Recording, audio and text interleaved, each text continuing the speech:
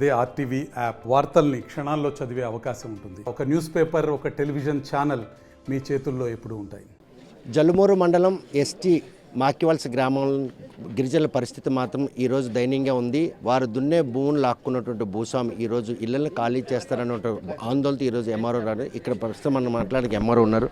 చూస్తే కనుక తోటి గిరిజనరాలుగా ఈరోజు వారికి వచ్చిన కష్టంపై ఎటువంటి భరోసా ఇస్తారో, వాళ్ళ ఊరే ఉండదని ఆందోళన చెందుతారు. అది నిజం లేదండి. దానికి మాత్రం ఆర్డీఓ గారు చెప్పారు, ఊర్లోనే ఉంటారు, వాళ్ళకి ఎటువంటి భయం ఏమీ లేదు అంటే మేము వాళ్ళకి హౌస్ సైట్స్ లేని వాళ్ళకి కూడా హౌస్ సైట్స్ ఇస్తామనేసి చెప్పాము.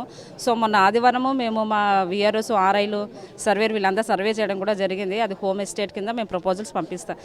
ఊళ్ళో వెళ్ళిపోమంటే వాళ్ళెవరండి పంపించడానికి చెప్పండి? వాళ్ళు ఎప్పటి నుంచో ఉన్నారు, వాళ్ళు ఎలాగెళ్తారు చెప్పండి?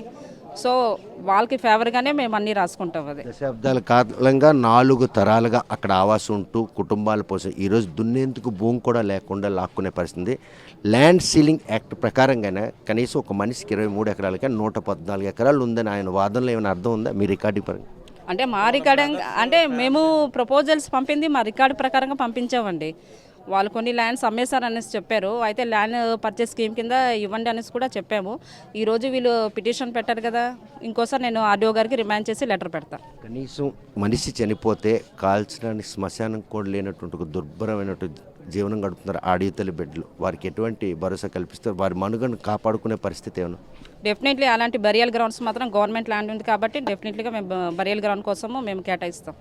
నిన్న జరిగిన సర్వేలో వారికి ఏమీ చెప్పకుండా ఇళ్ళ కొలతలు వేశారన్నటువంటి అనుమానం వాళ్ళు ఉంది. ఆ అనుమానం లేదు. ఇప్పుడు ఏంటంటే వాళ్ళకి ఇల్లు కొలతాలంటే వాళ్ళకి ఫేవర్ చేయడం కోసమే మేము వెళ్ళామండి, అంతేగాని వాళ్ళకి భయపెట్టడం విషయం వాళ్ళకి చెప్పలేదు అన్నటువంటి అనుమానం వాళ్ళు వెంటాడుతుంది. ఎందుకంటే భూములు పోయినాయి, మా ఇల్లు కూడా పోతే అన్న ఒక ఆందోళన. వాళ్ళు అలాంటి విషయంలో వాళ్ళు భయపడనక్కర్లేదండి. వాళ్ళకి కేవలం ఫేవర్ చేయడానికే మా సర్వేర్ గారు విఆర్ఓ ఆర్ఐ అందరూ వెళ్ళేసి వచ్చే సర్వే చేశారండి, అంతేగాని వాళ్ళకి భయపెట్టడంకో నష్టపరచడానికి మాత్రం ఎట్టి పరిస్థితులు కాదు. మాకివలస మనుగడకి ఎటువంటి ముప్పు లేదు అన్న భరోసా ఇస్తాం. మరి అది మా సైడ్ రిపోర్ట్ బాగానే వెళ్తాయి, మరి అటు నుంచి గవర్నమెంట్ నుంచి రిపోర్ట్ కూడా రావాలి కదండి.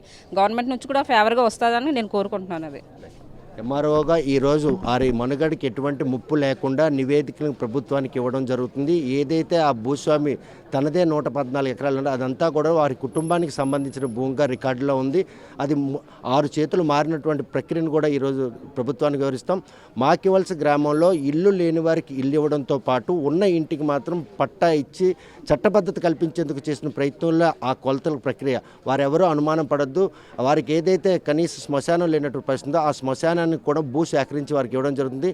ఇల్లు కావాలన్నటువంటి ఉన్నది గవర్నమెంట్తో పాటు అవసరమైతే ఆ భూస్వామి దగ్గర కొని కూడా ఈరోజు మాకివలస పరీక్షించేందుకు మాత్రం తమ వంతు కృషి చేస్తున్న ఎంఆర్ఓ స్పష్టం చేస్తున్నారు. వీడియో జర్నలిస్ట్ రాకేష్తో సత్యం, ఆర్టీవీ శ్రీకాకుళం. మరిన్ని వీడియోస్ కోసం ఛానల్ ని సబ్స్క్రైబ్ చేయండి, లేటెస్ట్ అప్డేట్స్ కోసం వాట్సాప్ ఛానల్ ని ఫాలో చేయండి అండ్ లింక్ డిస్క్రిప్షన్ లో ఉంది.